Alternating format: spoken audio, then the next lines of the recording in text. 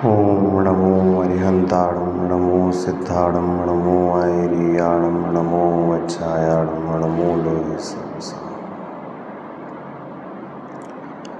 मंगलम भगवान वीरो मंगलम गौतमोंगडी मंगलम कुंद कुंदाद्यो जैन धर्मोस्तु मंगलम सर्वमंगलमांगल्यं सर्वकल्याणकारिकं प्रधानं सर्वधर्माणां जैनं जयतु शासनं जैनं जयतु शासनं जैनं जयतु शासनं।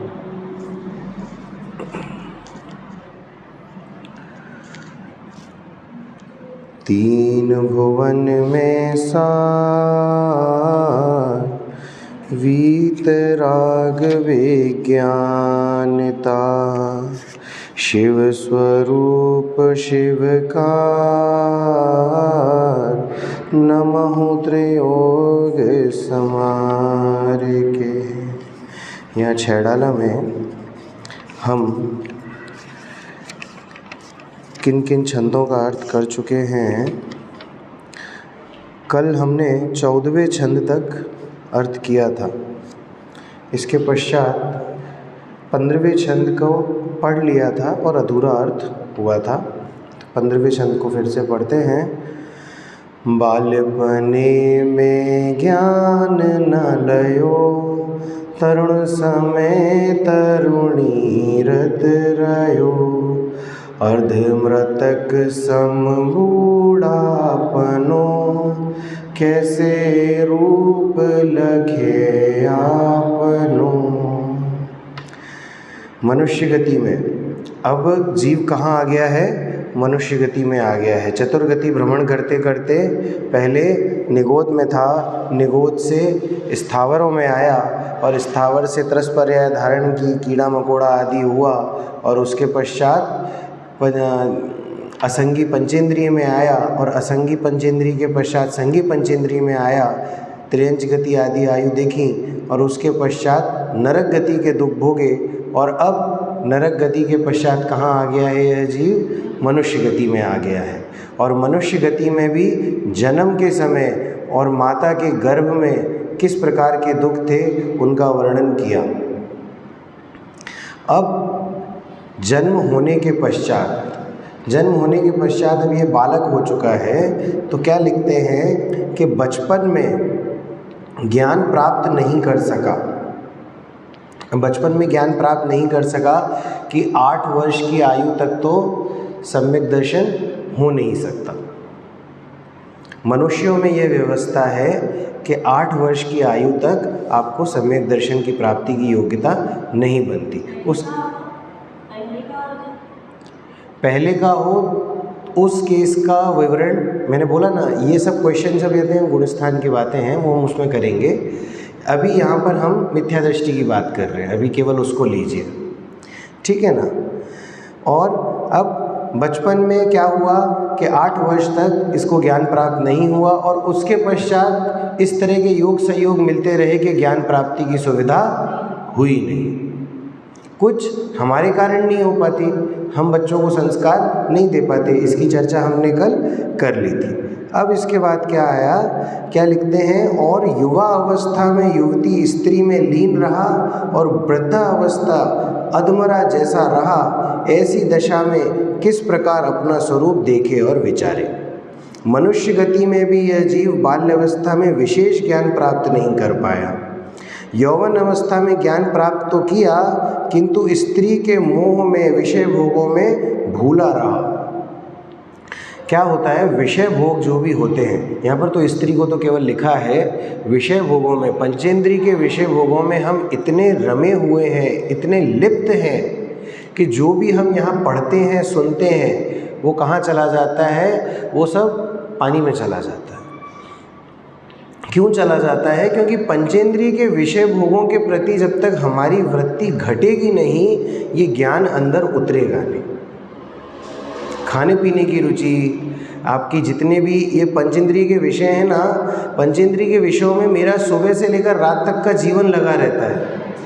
चाहे मैं आप रसोई में कार्य करें, चाहे मैं व्यापार आदि में कार्य करूं, चाहे मैं घर गृहस्थी का पालन पोषण करूं, कुछ नहीं हो तो मैं खाली भी अगर बैठा होऊंगा तो भी मैं पंचेंद्रिय के विषयों का ही चिंतन कर रहा होऊंगा। कुछ नहीं होता ना, जब हम छत पे विचरण कर रहे होते हैं, खाली समय है, हम छत पे विचरण कर रहे हैं या सुबह की सैर करने निकले हैं, तो उस समय पे भी तत्व चिंतन नहीं होता। उस समय पे भी आज दिन भर में क्या करना है, या तो उसका चिंतन चल रहा होता है, नहीं होता हो तो वो जो ठंडी हवा चल रही है ना, तो ठंडी हवा जब स्पर्श करती है तो उसी का आनंद आता है।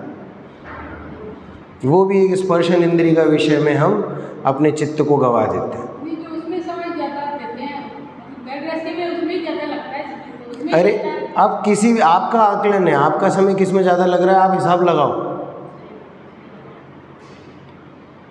यहाँ प्रूव करने की यहाँ पर इतनी आवश्यकता नहीं है कि किस में क्या लग रहा है। हमें खुद को अपना आकलन करना है कि सुबह से लेकर शाम तक मेरा कितना उपयोग पंचेंद्रिय के विषयों में लगा और कितना उपयोग तत्व चिंतन के लिए मैंने उपयोग किया। मैंने अपने ज्ञान को कहाँ पर उपयोग किया है दिन भर में, उसका आकलन हम स्वयं करें। 24 घंटे का एक दिन होता है, उस 24 घंटे के एक दिन में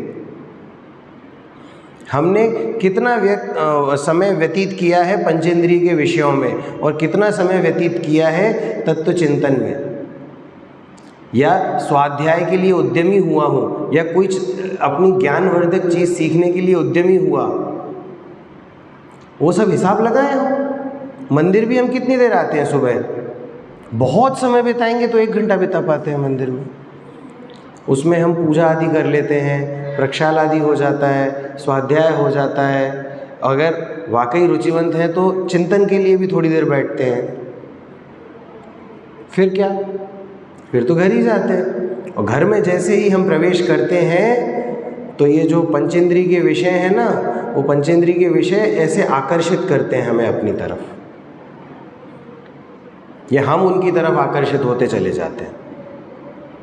ये हमारी वृथा है, ये हमारा रोग है, ये हमारी दशा है, और इसमें किसी का दोष नहीं है, हमारा खुद का दोष है। तो वीतराग का पोषण कैसे बढ़ेगा, मतलब राग कैसे बढ़ेगा? नहीं तो और क्या कह रहा हूँ मैं आपसे, तत्व चिंतन ही तो कह रहा हूँ ना, वो बढ़ाना है। कैसे होगा, क्या ऐसे होगा ना, तत्व चिंतन बढ़ाओ, बुद्धिपूर्वक बढ़ाना पड़ेगा। दशा ऐसी है, उस बात पे रोते रहने का समय थोड़ी है अब। ये रो लिए आप, बहुत रोना था जितना, कि हाय ऐसी हालत है, कैसे बढ़े। अरे कैसे बढ़े, क्या ऐसे बढ़े। तत्व चिंतन आपको बुद्धिपूर्वक बढ़ाना पड़ेगा। स्वाध्याय आदि में समय लगाइए, स्वाध्याय आदि कीजिए, स्वाध्याय करेंगे तो उसका चिंतन चलेगा। और ये एक प्रैक्टिकल चीज़ है, आप स्वाध्याय अपना बढ़ाइए तो आपको उल्टे सीधे सपने आना तक बंद हो जाते हैं। स्वप्न भी आपको, फालतू स्वप्न नहीं आते। फिर आपका चिंतन जिस प्रकार चलेगा ना, उसी प्रकार से शरीर भी चलता है। फिर जैसे भाव रहते हैं ना, वैसा ही शरीर चलता है। जिसको साइंस फोबिया बोलता है ना, फोबिया है आपको, जैसे कोई चीज़ से आपको डर लग रहा है कि आपको भाई आपको ये तकलीफ हो कि पसीना ना आए, पसीना ना आए, पसीना ना आए, तो बॉडी आपको पसीना छोड़ती है। फिर उस तरह से हार्मोनिकल सिस्टम होता है बॉडी का। तो वही चीज़ यहाँ पर अप्लाई होती है। यदि आप तत्व चिंतन में समय लगाएंगे तो शारीरिक रोग भी आपको कम परेशान करेंगे, भूख आदि प्यास नहीं लगती फिर ज़्यादा, कि पूरे टाइम अपने को ऐसा नहीं लगता। क्या होता है, खाली बैठे रहते हैं ना, कुछ नहीं हो तो कुछ खा लें, कुछ खा लें, यही सब चलता रहता है दिन रात। और होता क्या है, गुरुओं की जब चर्चा आती है तो उसमें अपने जयमाला में लिखा है ना, दिन रात आत्मा का चिंतन। हमारे यहाँ होता है दिन रात शरीर का ही चिंतन। ये फर्क है। इसीलिए यहाँ पर है कि तरुण समय तरुणी रत रहे हो, कि जितना भी हमारी, आप देखिए, जिस चीज़ का उपयोग आप गलत करोगे उसका नाश होगा। आप धन का उपयोग गलत करोगे तो धन का नाश होता है। आप ऊर्जा का उपयोग अगर गलत करोगे ना तो ऊर्जा का भी नाश होता है। आपके शरीर में ऊर्जा होती है, एनर्जी, और उस ऊर्जा का आप सदुपयोग करो। जब तक आपके शरीर में शक्ति है, आप अपनी शक्ति को तत्व चिंतन स्वाध्याय में लगाइए, धर्म के प्रचार प्रसार में लगाइए। क्योंकि यदि आपने इस ऊर्जा को गलत जगह उपयोग किया, इस शक्ति का गलत जगह उपयोग किया, धंधे पानी आदि में लगाया, क्या होता है ना, देखिए एक होती है नौकरी 8 घंटे की। 8 घंटे की नौकरी भैया इसलिए आवश्यक है कि मैं समाज पे बोझ बन के नहीं जीना चाहता, मेरी आय व्यय की व्यवस्था हो जाए। देखिए आय व्यय की व्यवस्था होना भी ज़रूरी है। अगर आय व्यय की व्यवस्था नहीं होगी तो क्या होगा, तो आपका जो चिंतन है ना वो बिगड़ेगा, फिर आप अन्याय अनीति में जाओगे। तो इसलिए आय की एक सुव्यवस्थित व्यवस्था होनी चाहिए। इतना निकल के आना चाहिए कि घर गृहस्थी का खर्चा शांति से चल जाए, जितनी ज़रूरत की चीज़ें हैं वो आपके घर पर आ जाए, आपका व्यवस्थित जीवन चले। एक बार जब व्यवस्थित जीवन चलेगा तो फिर आपका स्वाध्याय आदि में भी मन लगेगा। लेकिन उस 8 घंटे की नौकरी के बाद 9वें घंटे 10वें घंटे भी आपका चिंतन नौकरी में ही चल रहा है, 12-12 घंटे की आप जॉब ही कर रहे हो।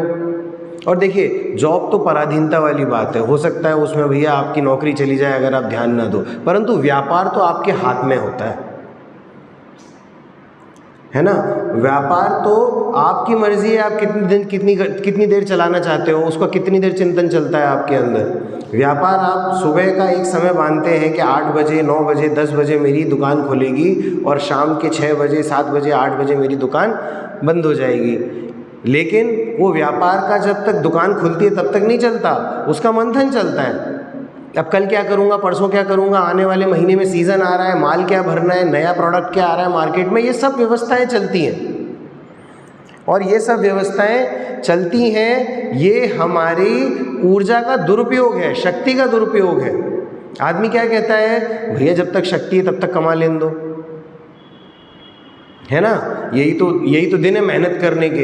ये जो 30-40 वर्ष तक की आयु है, 40-45 वर्ष तक की आयु है, 45 वर्ष तक तो मैं मेहनत कर सकता हूँ, उसके बाद तो फिर वैसे भी शरीर क्षीण होना है। तो भैया तुम इतने समझदार हो, जब तुम्हें पता है कि 45 वर्ष के बाद शरीर क्षीण होने लगता है, तो जब तक शरीर पुष्ट है तुम्हारा, उस पुष्ट शरीर में कम से कम इतनी शक्ति तो यहाँ पर प्रयोग कर लो कि तत्व चिंतन के लायक बुद्धि बनी रहे। अभी सुनने में आया कि हमारे बहुत ही करीबी हैं, उनको अटैक पड़ा और अटैक पड़ने के बाद हॉस्पिटल में भर्ती हो गए। हॉस्पिटल में जाके इस तरह की हरकतें होने लगी कि मानो उनकी याददाश्त चली गई हो। और आयु कुछ ज़्यादा नहीं है, 45 से 50 के बीच की आयु है उनकी। तो अब आप बताइए, 45 के बाद मैं धर्म करूंगा कि अभी मेरी शक्ति है, मुझे धंधा पानी कर लेने दो, व्यापार आदि कर लेने दो, ये कहाँ तक सार्थक है आपका कहना। ये सब चीज़ों पे आप लगाना। ऐसा नहीं है केवल पुरुषों की बात हो रही है, ये हर वर्ग की बात है कि हम इकट्ठा करने में लगे रहते हैं, हम अपनी शक्ति का दुरुपयोग कर रहे हैं। अभी वो बीच में एक भजन सुना था, इंटरनेट और फेसबुक पे आया था कि धर्म कर लो जवानी में, बुढ़ापा किसने देखा है।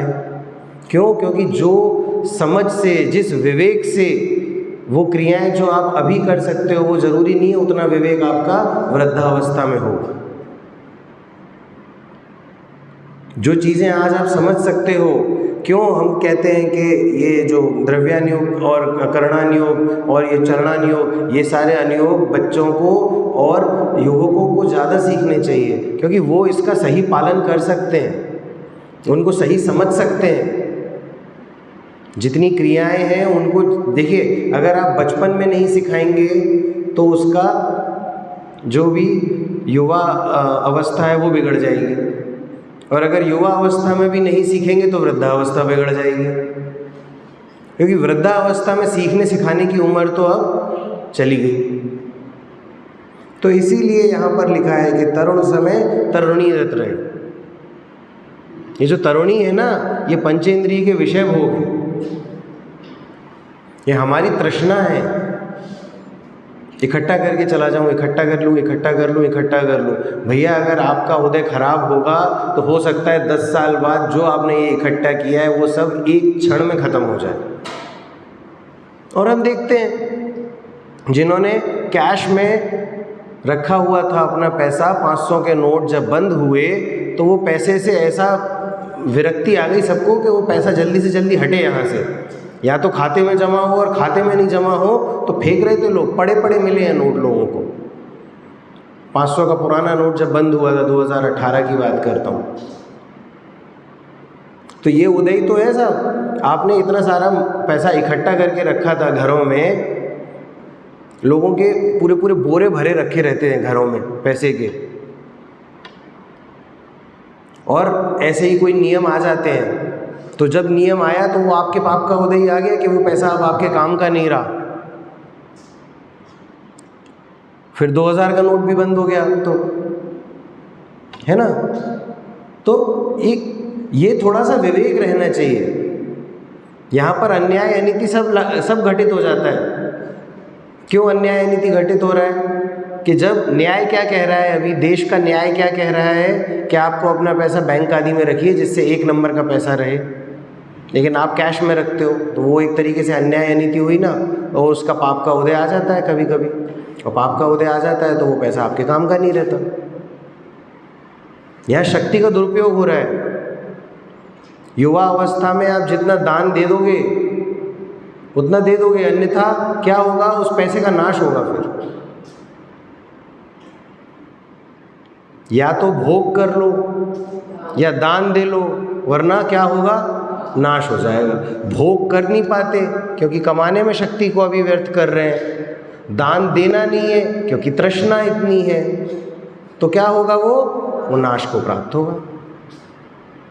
ये स्थिति होती है तरुण समय तरुणी रत रहे हो के। और फिर आगे क्या लिखते हैं, वृद्धावस्था में इंद्रियों की शक्ति कम हो गई अथवा मरण पर्यंत पहुंचे। वृद्धावस्था अपने आप में रोग है। और वृद्धावस्था क्या, अब तो मैं आपको बता रहा हूँ, जैसे जैसे ये काल क्षीण हो रहा है ना, 40 की उम्र के बाद ही लोगों को वृद्धावस्था फील होने लगी है। अब तो आप लोगों की तो फिर भी 60 के बाद फील होना चालू हुई है आप लोगों को, अब तो 40 के बाद ही फील होने लगी है। अभी से ही पीठ के दर्द, कमर के दर्द, गर्दन के दर्द, और ये हम सब खुद ही कर रहे हैं। शक्ति को कहाँ खर्च कर रहे हैं? अब जैसे एक नया भोग आ गया है, अभी पिछले 10 सालों में उस भोग ने पूरी की पूरी जो समाज है उसको अपने अंदर कैप्चर कर लिया है। उसे कहते हैं मोबाइल फ़ोन। और उस मोबाइल फ़ोन में हम पूरे टाइम ऐसे लगे रहते हैं, तो गर्दन भी खराब हो रही है, आँख भी खराब हो रही है, मस्तिष्क भी खराब हो रहा है। मस्तिष्क की सोचने की शक्ति बहुत कम हो जाती है, क्योंकि अभी तक तो टेलीविज़न को बुरा मानते थे, लेकिन फिर भी अब टेलीविज़न से बुरी ये चीज़ है, और ये बुद्धि को कुंद कर देती है, सोचने समझने की शक्ति खत्म हो जाती है। आप खुद अनुभव कीजिएगा कि आप 10, 15, 20 मिनट लगातार फ़ोन चला लें तो आपको थोड़ी देर रेस्ट चाहिए होता है। आप थोड़ी देर तक सब तक खाली नहीं बैठते ना, सोचने समझने लायक नहीं रहते। और ये शक्ति को बर्बाद करने के कारण वृद्धावस्था जल्दी आ रही है। और वृद्धावस्था में तो सोचने समझने की शक्ति वैसे भी बहुत कम रह जाएगी। वो हम भजन लेंगे अभी एक आध दिन, आप लोगों ने भी सुन रखा होगा, गति ट्रेन की मंद हुई, खिड़की सारी बंद हुई। ये सब खिड़कियां ही हैं और धीरे धीरे बंद हो रही हैं। बच्चों को चश्मे के नंबर लग रहे हैं अभी से। क्या आयु है उनकी बेचारों की, 5 वर्ष, 6 वर्ष, 10 वर्ष के बच्चों को मोटे मोटे चश्मे लग रहे हैं। ये शक्ति का दुरुपयोग ही तो कर रहे हैं, और आप और हम उसे रोक नहीं रहे हैं, तो इसीलिए वो शक्ति का दुरुपयोग कर रहा है। और आप क्यों नहीं रोक पा रहे हैं? क्योंकि आप अपनी शक्ति को कहीं और दुरुपयोग कर रहे हैं। आजकल ट्रेंड है वर्किंग पेरेंट्स का, ठीक है। देखिए, आय व्यय की जैसी व्यवस्था है वैसी व्यवस्था है आपकी। अगर आप बड़े शहरों में रह रहे हैं तो आपका व्यय भी ज़्यादा होता है, तो आपकी आय भी ज़्यादा होनी चाहिए, अच्छी बात है। परंतु वहाँ पर भी थोड़ी सी व्यवस्था इस तरह से रहनी चाहिए कि बच्चों पे आपका ध्यान रहे। अगर मदर फादर दोनों ही वर्किंग हैं तो कई बार ऐसा होता है कि बच्चा निगलेक्ट हो जाता है। वैसी व्यवस्था ना रहे, बच्चों में संस्कार पड़े। यदि बच्चों में संस्कार उस उम्र में नहीं पड़े, उस आयु में नहीं पड़े, तो वो अपना जीवन तो बिगाड़ेंगे ही, और आपके आने वाले बुढ़ापे को भी बिगाड़ देंगे। कल हमने चर्चा की थी काफ़ी कुछ उसकी।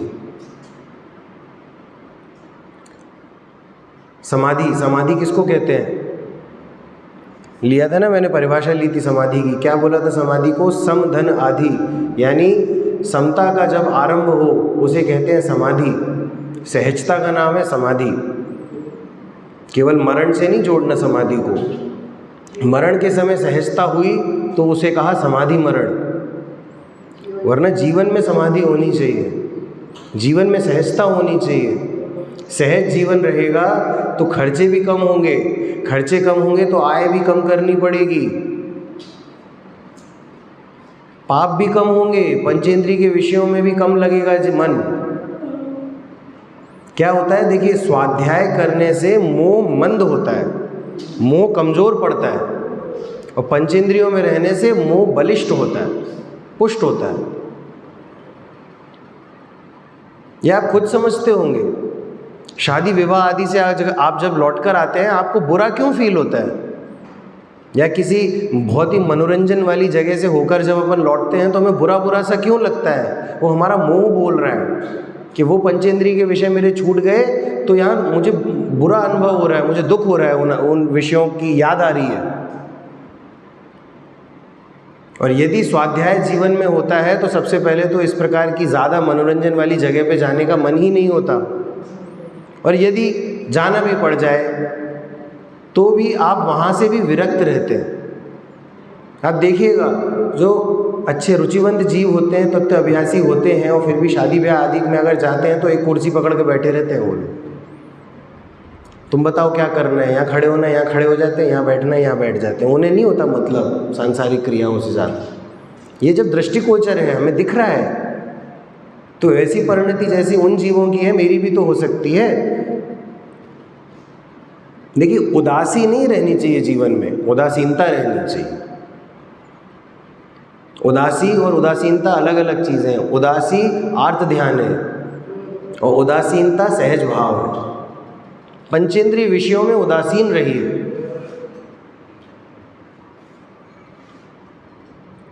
मतलब छोटी संगत में कैसे बचे और कैसे बचाए, पावर तो उनका ही ज़्यादा होता है, इसमें तो ऐसे कोई भाव नहीं पा सकते। हाँ, तो हमने क्या बोला, फर्स्ट स्टेप क्या है? मेरा स्वाध्याय।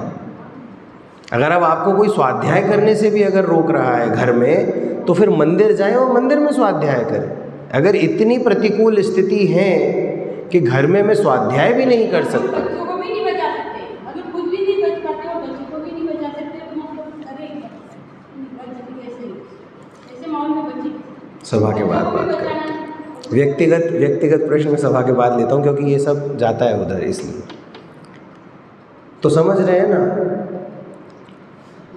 अपनी वृत्ति को अपन खुद ही सुधारेंगे। और देखिए, मति को व्यवस्थित कीजिए, परिस्थिति भी अपने आप व्यवस्थित होती है। आप अपनी सबसे पहले मति व्यवस्थित कीजिए। अपनी मति व्यवस्थित होगी तो आपका आचरण बदलेगा। आपका आचरण बदलेगा तो आपके आचरण से आपके साथ वालों के आचरण पर भी फर्क पड़ेगा। उसमें आपके बच्चे भी आ जाएंगे, आपके सह उम्र वाले भी आ जाएंगे, और आपसे बुजुर्ग भी आ जाएंगे। आपका आचरण यदि बदलेगा तो घर परिवार का भी आचरण अपने आप बदलता है। ये तो लौकिक में भी बोला जाता है, if you want to change the world, bring that change in you. यदि आप बाहर बदलाव चाहते हैं तो वो बदलाव अपने अंदर लाइए, है ना। ये तो लौकिक में बोला जाता है, तो हमारे यहाँ भी यही है। देखिए, जैन धर्म एक नए से आपको स्वार्थी बनना सिखाता है। जैन धर्म एक नए से आपको स्वार्थी बनना सिखाता है कि पहले अपने बारे में सोचो, है ना। क्योंकि परिस्थिति तो परिस्थिति है, उसका नाम ही है परिस्थिति। और मैं किसका स्वामी हूँ? मैं स्व स्थिति का स्वामी हूँ। तो मैं स्व स्थिति संभालूंगा और परिस्थिति सुधरनी होगी तो सुधरेगी। मेरा अगर पाप कर्म का उदय है तो मैं चाहे कितना भी अच्छा बन जाऊं, बाहर के संयोगों में प्रतिकूलता ही रहेगी। अब ये चारों तक कितना स्वाध्याय का, अगर चारों तक का होता है कितना स्वाध्याय करते हैं। संगति ऐसी मिलती तो बुद्धि, मतलब छोटी संगत पहले बुद्धि का विनाश करती है। देखिए, चारुदत्त की कथा अलग है। चारुदत्त की कथा इसलिए अलग है, चारुदत्त खुद से गए थे, ठीक है, उनको कोई पकड़ के लेके गया था तो किसने कहा था वहाँ रुक जाने के लिए? खोटी संगति ऐसी नहीं है, वो कथा अलग है। लेकिन यहाँ पर आप समझिए ना खुद से, अगर आपको कोई हाथ पकड़ कर ले जा रहा है कोई बुरी जगह बैठाने, ठीक है, जब तक उसका जोर चल रहा है आप बैठे हो, जब वो जोर हट गया तो वहाँ से उठ के आओ ना। कौन कह रहा है वहाँ रचपच जाओ?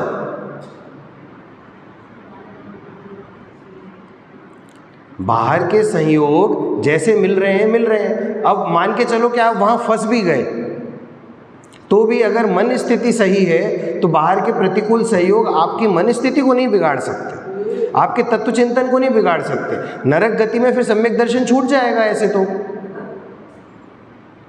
क्योंकि वहाँ तो प्रतिकूलता ही प्रतिकूलताएं हैं और शारीरिक प्रतिकूलताओं का अंबार है नरक गति, तो वहाँ तो आपका तत्व चिंतन छूट जाएगा। परंतु वहाँ तत्व चिंतन नहीं छूटता, छायक सम्यक दृष्टि राजा श्रेणी वहाँ पर है, रावण के जीव हैं वहाँ पर, लक्ष्मण के जीव हैं वहाँ पर, श्री कृष्ण जी हैं वहाँ पर। अब ये लोग क्या कर रहे हैं? सम्यक धारण करेंगे, और सम्यक धारण इनमें से रावण के जीव ने और लक्ष्मण के जीव ने तो सम्यक धारण कर लिया है, राजा श्रेणी तो सम्यक धारण करने के बाद नरक गए हैं।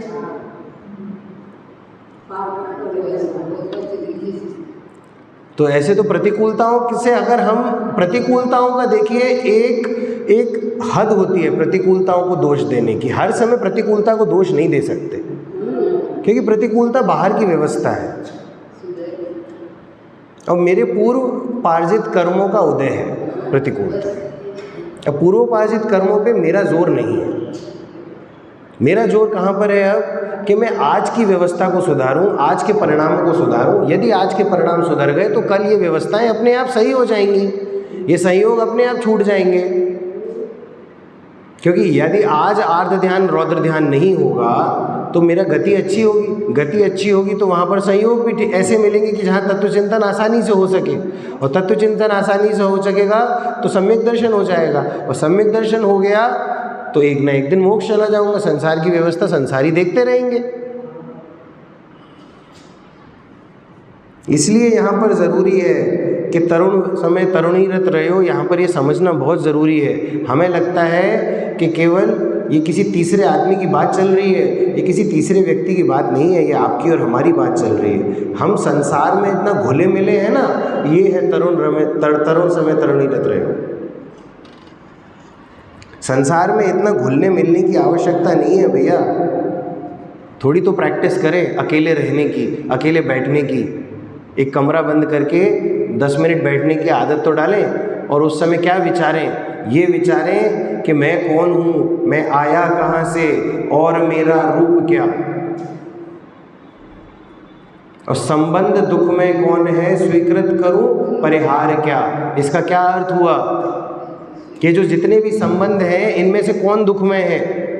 कोई दुख में नहीं है। तो इसमें से किसको स्वीकारूं और किसका परित्याग करूं? क्योंकि इस पर्याय में जब तक मैं तन में रहूँगा तब तक संयोगों में दुखी और सुखी ढूंढता रहूँगा। जब इस देह से एकत्व बुद्धि छूट जाएगी, ममत्व बुद्धि छूट जाएगी, तो संयोगों में दोष ढूंढना भी बंद हो जाएगा, इष्ट अनिष्ट लगना भी बंद हो जाएगा। क्या बोलते हैं? तत्वा मरण पर्यंत पहुँचे, ऐसा कोई रोग लग गया कि जिससे अधमरा जैसा पड़ा रहा। एक सबसे बुरी बीमारी होती है कोमा। उसमें आपका ज्ञान चलता रहता है लेकिन सामने वाले को लगता है ये तो अधमरा है। अधमरा क्या है? मतलब अब बस सांसें चल रही हैं, शरीर तो हलन चलन बिल्कुल ज़ीरो हो चुका है। और उसी कई जीवों को कोमा में मृत्यु हो जाती है। हम ये समझ ही नहीं पाते कि उस जीव के ज्ञान में क्या चल रहा होगा। ज्ञान तो जागृत है उस समय पे, है ना। इस प्रकार के रोग हो जाते हैं, बोल बंद हो जाता है, आंखें बंद हो जाती हैं। पता है एक बीमारी होती है जिसमें आंखें बंद हो जाती हैं। पोटेशियम की कमी हो जाए अगर आपकी बॉडी में तो आंखें बंद हो जाती हैं। पोटेशियम या सोडियम की कमी हो जाने से आंखें बंद हो जाती हैं। ये है, अब रोग है। और आप इस थोड़ा सा आप आकलन करना अपनी जो दिनचर्या है उसमें, दिन भर में कोई ना कोई एक रोग से हम परेशान होते हैं। दिन भर में कोई ना कोई एक रोग ऐसा शरीर का होता है, हम परेशान रहते हैं। क्षुधा का रोग तो अलग है, क्षुधा और तृषा के रोग तो अलग हैं, वो रोग नहीं लगते। कहीं यहाँ खुजली की तकलीफ़ हो जाएगी, कहीं कुछ नहीं तो एक उंगली में दर्द होने लगेगा, कहीं नाखून में दर्द होने लगेगा, कहीं आँख में दर्द होने लगेगा, कहीं सिर में दर्द होने लगेगा, कहीं कोई फुड़िया हो जाएगी। कुछ ना कुछ एक ना एक रोग दिन भर में आपको परेशान करेगा। ये है शरीर की अवस्था। तो इसीलिए यहाँ पर लिखा उन्होंने कि अर्ध मृतक सम बूढ़ापनो। बुढ़ापा कैसा है? एक अर्ध मरे व्यक्ति के समान है, अर्ध मरे के समान है। इसीलिए बुढ़ापे में धर्म करूँगा, ये जो स्थूल शब्द बोलते हैं ना लोग, ये बहुत ही गलत बोलते हैं। बुढ़ापा धर्म करने के लिए नहीं है। धर्म करने के लिए तो युवा अवस्था है, और युवा अवस्था में जो धर्म होगा उसका फल बुढ़ापे में मिल जाता है। मेरा बुढ़ापा सुधर जाएगा यदि मैं अभी तत्व चिंतन कर लूँगा। क्योंकि क्या होता है, देखिए समझिए, आप युवा अवस्था में अगर अच्छे से रहेंगे, शुद्ध भोजन आदि लेंगे, एक दैनिक दिनचर्या, एक विवेकपूर्ण दिनचर्या बिताएंगे, तो क्या होगा, आपके शरीर का दुरुपयोग नहीं होगा। और जहाँ शरीर का दुरुपयोग नहीं होगा तो शरीर सही चलता रहेगा। निमित्त नैमित्तिक संबंध हैं, शरीर को जैसा चलना है वैसा ही चलेगा। फिर भी जैसे आप और चीज़ों में उद्यमी होते हो, वैसे यहाँ पर भी तो उद्यमी होना चाहिए ना। धंधा चले ना चले, दुकान तो खोलनी पड़ती है, लोग ऐसा बोलते हैं ना। हाँ तो ठीक है, शरीर चले ना चले अच्छी तरीके से, लेकिन आप तो शुद्ध खाओ, आप तो छानकर पानी इस्तेमाल करो, व्यर्थ पानी मत डोलो, व्यर्थ इलेक्ट्रिसिटी ना जलाओ, बिना मतलब की ज़रूरत नहीं है तो भी एसी में पड़े हुए हैं, ऐसे तो ना करो। शरीर को जितने हलन चलन की आवश्यकता है उतना हलन चलन दो। जहाँ पर आपको स्वाध्याय में मन लगाना चाहिए वहाँ स्वाध्याय में मन लगाओ, स्वाध्याय करो। जितना तत्व चिंतन करना चाहिए स्वाध्याय में जो पढ़ा है उसका तत्व चिंतन करो, मनन करो। और जब ये होता है तो क्या होगा, स्वाध्याय आदि से सातशय पुण्य का बंध होता है। जब आप तत्व चिंतन करते हैं तो सातशय पुण्य का बंध होता है, और सातशय पुण्य का बंध होता है तो बाहरी सहयोग भी प्रतिकूल से अनुकूल होते दिखाई देते हैं। नियम नहीं है परंतु निमित्त नैमित्तिक संबंध है। हो सकता है कुछ का जीवन बीमारी में ही गया हो, फिर भी वो तत्व चिंतन में तो उद्यमी है, फिर भी उनके शारीरिक रोग बने हुए हैं, तो वो पूर्वोपार्जित कर्म का उदय है और उससे वो अपने आप को भिन्न जानते हैं। और भिन्न नहीं जान पा रहे तो भिन्न जानने का निरंतर उद्यम तो रखते हैं, कोशिश तो करें भिन्न जानने की। भिन्न नहीं जान पा रहे कोई बात नहीं, बार बार मन जा रहा है बीमारी में, लेकिन वहाँ पर कोशिश तो करता हूँ कि नहीं, ये शरीर की पीड़ा मेरी पीड़ा नहीं है, पुद्गल का परिणमन पुद्गल में हो रहा है, मैं तो ज्ञाता दृष्टा हूँ। ये कोशिश तो करें, और करते हैं जीव। और इसी तरह से आयु पूरी हो जाती है। आयु पूरी हो जाती है यानी कि उनने जो उदय में कर्म थे वो सब खिर गए, अब उस तरह के सहयोग आगे नहीं मिलेंगे। तत्व चिंतन का क्या फल होगा? क्या फल होगा तत्व चिंतन का? क्यों तत्व चिंतन करते हैं हम? स्वाध्याय करने की प्रेरणा क्यों दे रहे हैं आपको? क्यों दे रहे हैं बताइए ना? सुखी होने के लिए। सुखी होने का तात्पर्य क्या कि ये जो पिछले जो इतने छंदों में जो दुख भोगा है ना, वो दुख फिर से ना भोगना पड़े, इसीलिए तत्व चिंतन और स्वाध्याय की प्रेरणा दी जा रही है। इसका फल क्या होगा तत्व चिंतन का? कि आगे चल के ऐसी गति में जाऊंगा जहाँ पर श्री गुरु मिलेंगे, उनकी देशना मिलेगी, उनकी वाणी सुनने को मिलेगी, और उस वाणी से मैं सम्यक दर्शन प्राप्त करूंगा, और सम्यक दर्शन प्राप्त करने के बाद आगे के भवों में मुझे मोक्ष मिलेगा, मैं सिद्ध गति में विराजमान हो जाऊंगा। इसीलिए यहाँ पर बोला है कि भैया बालपने में ज्ञान न लयो को आप बदलो इस लाइन को, और क्या बनाओ कि बालपने में ज्ञान लहो और तरुण समय तरुणी रत ना रहो। तब जाके वो जो बूढ़ापन है ना, वो अर्धमृतक सम नहीं होगा फिर। और यदि हो भी गया तो आपका ज्ञान इतना प्रबल रहेगा उस समय पे भी कि आप अपना मरण स्वयं सुधार सकते हैं। यदि युवा अवस्था में आपने अपनी शक्ति का दुरुपयोग नहीं किया, स्वाध्याय आदि में मन लगाया रखा, तो आपका बुढ़ापा सुधरेगा। भले ही कोई बच्चा आपके आसपास ना हो उस समय पे, तो भी आप स्व के चिंतन से अपने बुढ़ापे को सुधार सकते हैं। ऐसी तीनों अवस्थाओं में आत्मस्वरूप का दर्शन न कर सका। अब कहाँ पर गया वो जीव? देवगति में गया।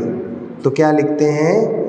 कभी अकाम निर्जरा करे, भवन त्रिक में सुर तन धरे, विषय चाह दावानल दयो, मरत विलाप करत दुख सहो। क्या लिखते हैं कि इस जीव ने कभी अकाम निर्जरा की। अकाम निर्जरा क्या होता है? दो तरह की निर्जराएं होती हैं, एक सकाम निर्जरा और दूसरी क्या होती है? अकाम निर्जरा। अकाम निर्जरा का मतलब होता है जब कर्म उदय में आ जाए और फिर खिर जाए, तो वो कहलाती है अकाम निर्जरा। और सकाम निर्जरा कैसी होती है? शुद्ध उपयोग के द्वारा जब परिणाम स्व में इतने स्थिर हो जाते हैं, तो जीव के शुद्ध परिणामों का निमित्त पाकर कर्म स्वयमेव खिर जाते हैं, बिना उदय दिए खिर जाते हैं, तो वो क्या कहलाती है? वो सकाम निर्जरा कहलाती है। तो यहाँ पर इस जीव ने क्या किया कि कभी अकाम निर्जरा। अकाम निर्जरा आप देखेंगे ना, जैसे ये गाय बैल आदि होते हैं, आप इन्हें डंडा मार देते हैं और वो आगे बढ़ जाते हैं बिना कोई कुछ किए, तो ये उनकी अकाम निर्जरा हो रही है। ये आपके और हमारे जो कर्म उदय में आ रहे हैं और खिर रहे हैं, ये क्या है? ये अकाम निर्जरा है। जितने भी कर्म उदय में आके खिर जाते हैं, वो सब अकाम निर्जरा कर रहे हैं। तो हम और आप अभी भी अकाम निर्जरा तो कर ही रहे हैं। समझते आता है ना? जैसे कि आपको लाइट की ज़रूरत थी परंतु लाइट नहीं मिली उस समय पे, तो आपके ऐसा ही उदय था, यह काम निर्जरा हुई। इसे पूरे दिनचर्या में हर समय लगाना आप तो निरंतर। देखिए रिकॉर्डिंग होती है ना, रिकॉर्डिंग, सीसीटीवी कैमरा होता है, वो 24 आवर्स की रिकॉर्डिंग करता रहता है। तो उसी तरीके से आपकी भी रिकॉर्डिंग चल रही है। प्रत्येक समय के परिणामों का कर्म बंद हो रहा है, और कर्म बंद हो रहा है और उसी समय कर्मों के उदय भी चल रहे हैं अलग अलग। जो भाव हो रहे हैं उनके अनुसार कर्म बंधन चल रहे हैं लगातार, और यहाँ से उदयावली में कर्मों का निरंतर उदय आ रहा है, निरंतर। और जैसे जैसे उदय आ के कर्म खिरते जा रहे हैं, ये निर्जरा होती जा रही है। यही संसार इसी हिसाब से चलता है। इसमें आत्मा फिर भी भिन्न रहता है इन कर्मों से। क्यों? क्योंकि एक क्षेत्रावकाश संबंध है कर्म परमाणुओं का और आत्म प्रदेशों का, एक क्षेत्रावकाश संबंध है। तो क्या होते हैं? कुछ कर्म झड़ जाते हैं, कुछ कर्म जुड़ जाते हैं। आत्मा के प्रदेशों के आसपास कर्म कैसे रहते हैं पता है? इसका अगर आप डायग्राम बनाओ ना, तो जैसे आप जैसे कभी परछाई देखते हैं, परछाई के आसपास छोटे छोटे धूल के कण दिखते हैं ना, तो वैसे धूल के समान, कणों के समान कार्बन वर्गणाएं पुद्गल परमाणु जुड़े रहते हैं। कर्म पुद्गल परमाणु आसपास इस तरह से जुड़े रहते हैं आत्म प्रदेशों से, और वो झड़ते भी रहते हैं और नए जुड़ते भी रहते हैं। तो इस जीव ने क्या किया है? कभी अकाम निर्जरा करी, तो मरने के पश्चात, मरण पश्चात कहाँ गया? भवनवासी, व्यंतर और ज्योतिषी व देव पर्याय धारण की। भवनवासी देव कौन से देव होते हैं? कहाँ रहते हैं भवनवासी देव? ऊपर के नीचे, नीचे रहते हैं अधोलोक में। अधोलोक में नरकों से ऊपर भवन होते हैं इनके, और बहुत बड़े बड़े भवन हैं। और उन भवनों में कौन निवास करते हैं? भवनवासी देव निवास करते हैं। और उसी प्रकार से व्यंतर आदि देव होते हैं और ज्योतिषी देव होते हैं। ये जो देव होते हैं, इनका पूरी तरीके से पंचेंद्रियों में ही रहना होता है। पंचेंद्रीय भोगों में ही इनका पूरा जीवन बीतता है। यहाँ घूमने चले गए, यहाँ तालाबों में नहा के आ गए, सरोवरों में नहाने चले गए, यहाँ घूम रहे हैं, उन वाटिकाओं में घूम रहे हैं। पंचेंद्रीय के विषय हर समय निरंतर पंचेंद्रीय के विषयों का भोग होता रहता है, निरंतर। कम से कम आयु कितनी है देवों की? 10,000 वर्ष। तो 10,000 वर्ष भी हमारे और आपके हिसाब से तो बहुत काल है। तब इतने लंबे काल तक केवल और केवल पंचेंद्रिय के भोगों में ही यदि मैं लिप्त रहूँगा तो कहाँ तत्व चिंतन का समय मिलेगा। और मिथ्या दर्शन के संग इस तरह की पर्याय मिल गई तो मिथ्या दर्शन के समय तो वैसे भी पंचेंद्रिय के भोग भोगने की इच्छा आती है, और जब मिल जाए वो भोग तो फिर सोने पे सुहागा। तो समय व्यतीत होता पता नहीं पड़ता कब 10,000 वर्ष बीत जाते हैं, 20,000 वर्ष बीत जाते हैं, 30,000 वर्ष बीत जाते हैं, पता नहीं पड़ता कब इतनी इतनी लंबी लंबी आयु खत्म हो जाती है पांच इंद्रियों के विषयों में। और मरण से 6 माह पूर्व, मरण से 6 माह पूर्व क्या होता है, इनकी आँखों की जो रोशनी होती है वो थोड़ी सी धीमी हो जाती है, और उसके कारण उनकी ये माला आदि जो होते हैं ना, आभूषण आदि जो होते हैं वो फीके पड़ने लगते हैं, उनकी कांति उनको धीमी दिखने लगती है, चमक उनकी कम दिखने लगती है। तो उसको बोला जाता है कि माला झड़ने लगती है। वो झड़ती नहीं है, उनकी मुरझाती नहीं है माला, उनकी आँखों की रोशनी कम हो गई है उससे, तो उन्हें मुरझाई हुई दिखने लगती है वो। क्योंकि देवों में तो क्या होता है, वो जीव जाता है और वैसे ही एक देव दूसरा फिर से खड़ा हो जाता है, दूसरा जीव जैसे नींद से सो के उठते हैं। और उन 6 महीनों में वो जीव इतना रौद्र और आद्र परिणाम करता है कि वापस निगोद में और स्थावर पर्याय में चला जाता है, एक इंद्रिय में चला जाता है, वनस्पति काय में चला जाता है, पृथ्वी काय में चला जाता है। इतना आर्त और रौद्र ध्यान होता है उन 6 महीनों में केवल। जितना पाप वो पंचेंद्रिय के विषयों में 10,000 वर्ष में नहीं कमाता, उतना पाप वो उन 6 महीनों में कमा लेता है, रो रो के कि अरे ये भोग चले जाएंगे। और अवधि ज्ञानी होते हैं, उन्हें पता पड़ता है कि मैं कौन सी गति में जा रहा हूँ। वो और बड़ी आफत, बुरा होने वाला है ये तो पता नहीं है, लेकिन अगर बुरा कहाँ होने वाला है ये भी पता पड़ जाता है। मनुष्य गति में कम से कम ये तो आराम है कि पता तो नहीं है कि आगे आने वाली पर्याय अच्छी है कि बुरी है। वहाँ तो पता पड़ जाता है कि ये और ऐसी नीच गति में जाने वाला हूँ मैं, और दुखी।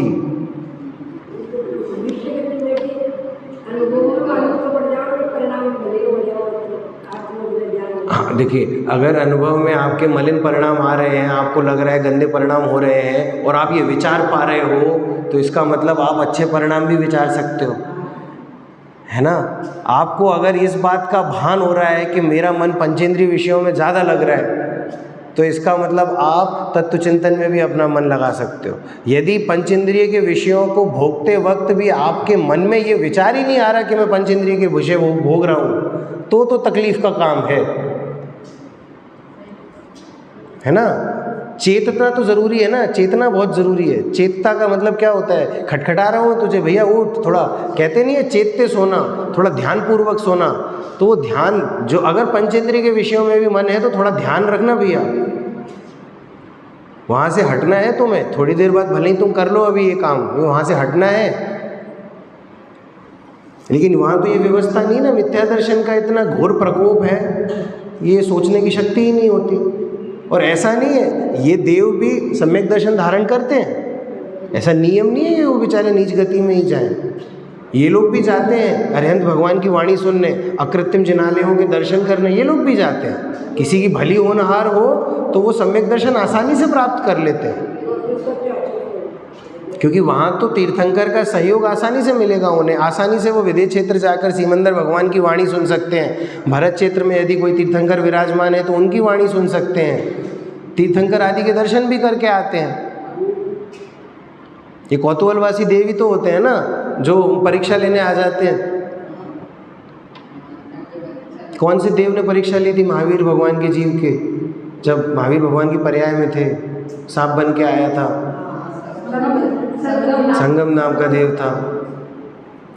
तो इस प्रकार के यदि देव हैं और उन्हें तो तीर्थंकर के दर्शन हुए तो सम्यक तो आसानी से हो सकता है। तो ऐसा नहीं है कि ये देवगति बुरी है, देवगति बुरी नहीं है, मेरी प्राप्त पर्याय में तन्मयता वाली बुद्धि बुरी है ना। शुरू से यही बात बोलते आ रहे हैं कि तुझे नरक गति से नहीं डरा रहे, तुझे त्रियंच गति के दुखों से नहीं डरा रहे, तेरी ये एकत्व ममत्व वाली जो बुद्धि है, देह में एकत्व ममत्व जो तू करता है, उस बुद्धि से तुझे डराया जा रहा है। तो वही बात यहाँ पर कि देव पर्याय में कोई दुख नहीं है, मानसिक दुख नहीं है देव पर्याय में, परंतु देव पर्याय में मानसिक दुख बहुत होता है। क्यों होता है? क्योंकि हम जो भी देव होते हैं ना, अपने से ऊपर होने वाले देवों को देख के बहुत दुखी होते हैं कि मेरे पास ये भोग उपभोग है, उसके पास उससे भी ज़्यादा है, उनके पास उससे भी ज़्यादा है। क्योंकि सम्यक तो नहीं है ना, मिथ्या दर्शन है, और मिथ्या दर्शन में तो विषय भोगों की सामग्री चाहे कितनी भी आ जाए कम ही लगेगी, इसीलिए मानसिक दुखी रहते हैं, शारीरिक दुख नहीं है वहाँ पर। क्या लिखते हैं भावार्थ? जब कभी इस जीव ने अकाम निर्जरा की, तब मरकर उस निर्जरा के प्रभाव से भवनवासी व्यंतर और ज्योतिषी देवों में से किसी एक का शरीर धारण किया। वहाँ भी अन्य देवों का वैभव देखकर पंचेंद्रियों के विषयों की इच्छा रूपी अग्नि में जलता रहा। फिर मंदार माला को मुरझाता देखकर, मुरझाई नहीं है, उसको दिखती है मुरझाती हुई, तथा शरीर और आभूषणों की कांति क्षीण होते देखकर अपना मृत्यु काल निकट है ऐसा अवधि ज्ञान द्वारा जानकर, हाय अब ये भोग मुझे भोगने को नहीं मिलेंगे, ऐसे विचार से रो रो कर अनेक दुख सहन किए। खुद से रोते हैं, खुद से दुखी होते हैं। और मनुष्य गति में क्या कर रहे हैं? मनुष्य गति में भी तो यही कर रहे हैं। मनुष्य गति में जब कभी भी आपके सामने प्रश्न आता है, कभी खाली कमरे में बैठकर इस बात को विचारना कि मैं ये स्वाध्याय क्यों करता हूँ। स्वाध्याय का क्या फल आया है जिनवाणी में? स्वाध्याय का फल आया है तत्व चिंतन, और तत्व चिंतन का फल होता है सम्यक दर्शन, आत्मानुभूति। आत्मानुभूति होगी तो मैं क्या होऊंगा? मैं अपने आप को जीव जानूंगा, और अपने आप को जीव जानूंगा तो अपने आप में रमा रहूंगा और सुख मिलेगा। ठीक है, अब ये तो हो गई बात। अब क्या हो रहा है आगे? अब मैं चौथे गुण स्थान में आ गया, चौथे गुण स्थान से मैं पाँचवें में आ गया, पाँचवें से मैं सातवें में आ गया, सातवें से छठे सातवें, छठे सातवें मैंने किया। उसके बाद मैं कहाँ चला गया? फिर मैं आरोहण किया, मैंने श्रेणी आरोहण, 8वां 9वां 10वां, और मान के चलिए 11वां नहीं गया, मैं सीधे 12वां गया, 12वां, और 12वें के बाद 13वां, 13वें में मैं क्या बन गया? अरिहंत भगवान बन गया मैं। अब अरिहंत भगवान बनने के बाद मुझे क्या मिल गए? ये समोशरण आदि और ये सब विभूतियों से युक्त हो गया। अब आयु पूरी होने वाली है। अब आयु पूरी होने वाली है, तो आयु पूरी होने से पहले मैं 14वें गुण स्थान में आया, और अ उ री ली ऐसे 5 अक्षरों में जितना समय लगता है उतना समय लगा, और फिर मुझे मोक्ष हो गया। अब ये संसार छूट गया, अब ये सब चीज़ें देखने को नहीं मिलेंगी। अब दुख होगा, है ना? जब इस तरह के यदि परिणाम आते हैं तो समझिए संसार की रुचि अभी भी लगी हुई है। देखिए ये क्या है, ये अकेले में ही सोच पाते हैं हम, क्योंकि जब हम सत्संग में बैठे होते हैं ना, तब तो सत्संग में जो चर्चाएं चल रही होती हैं वही चल रही होती हैं कि भैया अभी स्वर्ग के दुखों का वर्णन चल रहा है तो हम स्वर्ग के दुख पढ़ रहे हैं। ठीक है, जब मनुष्य गति के दुखों का वर्णन चल रहा था तो हम मनुष्य गति के दुख पढ़ रहे थे, तो वो चर्चाएं वैसी चल रही थी, उसी प्रकार का चिंतन चल रहा था। लेकिन वाकई मैं सुखी होना चाहता हूँ ना, इस संसार का कहीं से भी रस रह तो नहीं गया मेरे अंदर, इसका आकलन तो अकेले बैठ के होता है।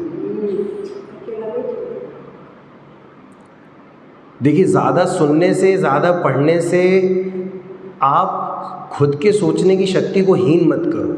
आप सुनो, आप पढ़ो, लेकिन खुद की सोचने की शक्ति को जागृत रखो, और खुद सोचेंगे तभी इस बात का आकलन होगा कि वाकई इस संसार का रस मुझे अरस लग रहा है कि नहीं।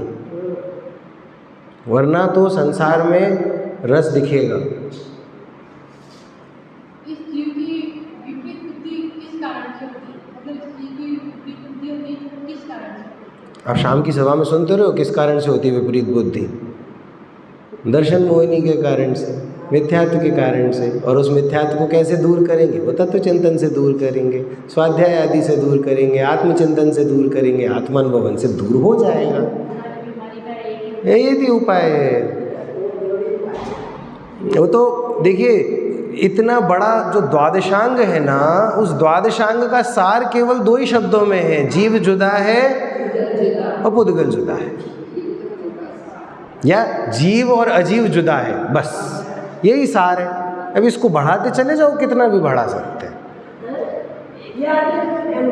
दिन में आया था ना सुबह की चर्चा में, जब बाद में कौन ने पूछा था मुझसे, आप सब लोग खड़े थे, मुझे पता नहीं, वो दीदी खड़ी थी, तो 14 गुण स्थान, 14 मार्गणा स्थान क्या है ये जीव के पाए जाने के स्थान है। जीव के संसार में रहने में जीव कौन कौन सी अवस्थाओं में, कौन कौन से भावों में पाया जाता है, कौन कौन सी गतियों में पाया जाता है, जीव के जैसे भाव होते हैं वैसे कौन कौन से स्थान होते हैं, उस प्रकार की जो विवरण है वो 14 गुण स्थान और 14 मार्गणा स्थान है। और है क्या उसमें? जीव की चर्चा है। जीव की चर्चा होगी या जीव जिन चीज़ों से भिन्न है उनकी चर्चा होगी। और निष्कर्ष क्या निकल के आएगा कि जीव जुदा है और ये अजीव जुदा है, बस 100 बात की एक बात। तो अंतिम ये ले लेते हैं और कल से फिर हम अपनी दूसरी ढाल चालू करेंगे। जो विमान वासी हूँ थाय, सम्यक दर्शन बिन दुख पाए, तते चैथावर तन धरो, यो परिवर्तन पूरे करे। यह जीव विमानिक देवों में भी उत्पन्न हुआ, किंतु वहाँ इसने सम्यक दर्शन के बिना दुख उठाए। पहले कौन से देव हुए थे? भवन व्यासी, व्यंतर और ज्योतिषी देव। और अब ये वैमानिक देवों में भी उत्पन्न हुआ। वैमानिक देव ऊंची जाति के देव हैं। और वहाँ पर भी लेकिन सम्यक दर्शन नहीं हुआ तो वहाँ पर भी दुखी ही हुआ। और सम्यक दर्शन के बिना दुख उठाए और वहाँ से भी मरकर पृथ्वी का एक आदि स्थावरों के शरीर धारण किए, यथार्थ पुनः त्रेंच गति में जा गिरा। और इस प्रकार जीव अनादिकाल से संसार में भटक रहा है और 5 परावर्तन कर रहा है। क्योंकि देखिए, आप बोल रहे थे ना कि ये व्यवस्था नहीं बन रही है, वो व्यवस्था नहीं बन रही, या बच्चे नहीं सुन रहे, या प्रतिकूलताएं हैं परिवार में, या ये है या वो है। ये कोई पहली बार नहीं हो रहा आपके साथ या हमारे साथ, ये अनादिकाल से होता आ रहा है हमारे साथ और आपके साथ। जितने भी पाप हो सकते हैं ना, सब भोग चुके हैं आप और हम। जितने भी रोग हो सकते हैं ना, वो सब रोग हो चुके हैं आपको और हमें। क्यों? क्योंकि ये केवल ज्ञान की वाणी में आ चुका है ना। अनंत काल से जो जितना भी भूतकाल बीत चुका है, उस जीव ने हर तरीके के पाप भोगे हैं, तो हर तरीके के रोग भी हुए होंगे इस शरीर को। अच्छे बुरे सब तरीके के दिन देख चुका है ये शरीर, और ये जीव भी, है ना।